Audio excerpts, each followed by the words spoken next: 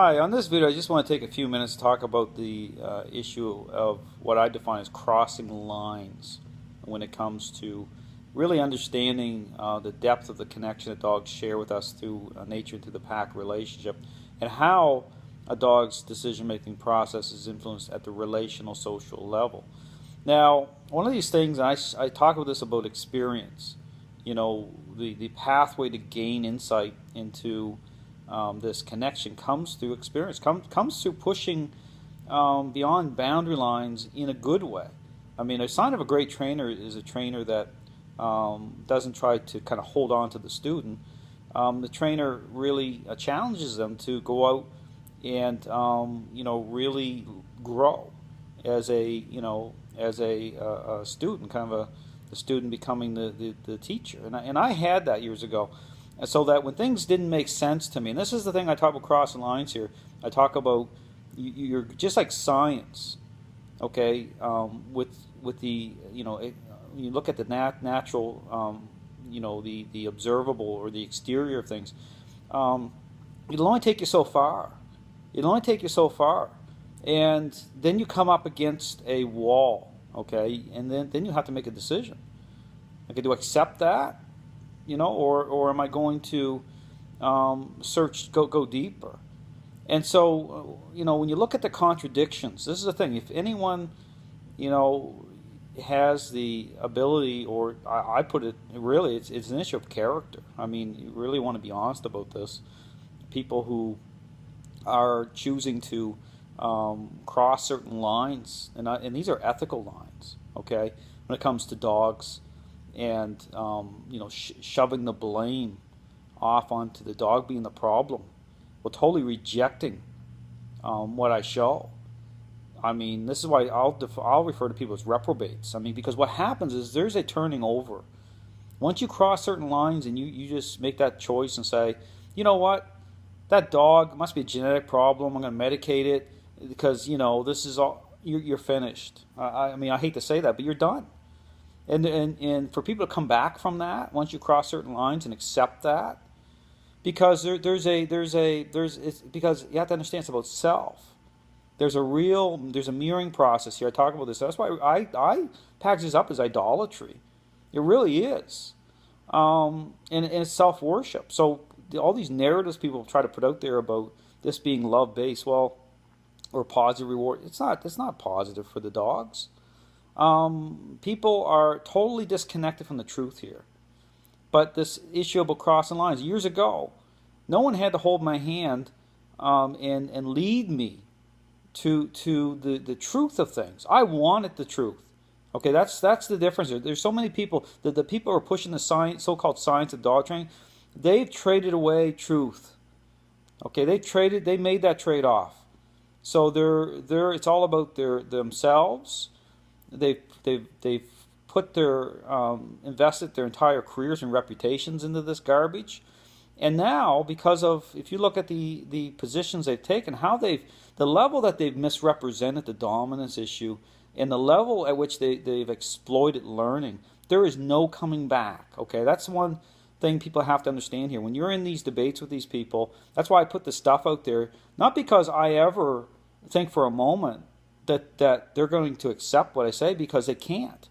If they were to accept what I say, which is the truth, they totally, everything would implode, including their careers, the books that they've sold, everything would be totally, instantly, within a second, discredited. The only way they're getting away with this is because of the dynamics in play, okay, this whole appearance thing. But again, and because people are so self-focused, they're willing to basically destroy dogs. You look at all these bans on pit bulls. That's a direct result of a failure to bring dogs under leadership. Okay, this whole. But if you ask any of these sold out reprobates what dominance or what leadership even means, you'll get 10 different answers, because it's all they're like a hamster in the wheel. They can't figure it out, because to understand it, you have to step back and embrace dogs as the relational beings that they really are. But that comes through experience. That comes through having skin in the game. These people who are doing this, they've never had skin in the game. They didn't have to put themselves out there in a way which challenged okay, this agenda in a meaningful way.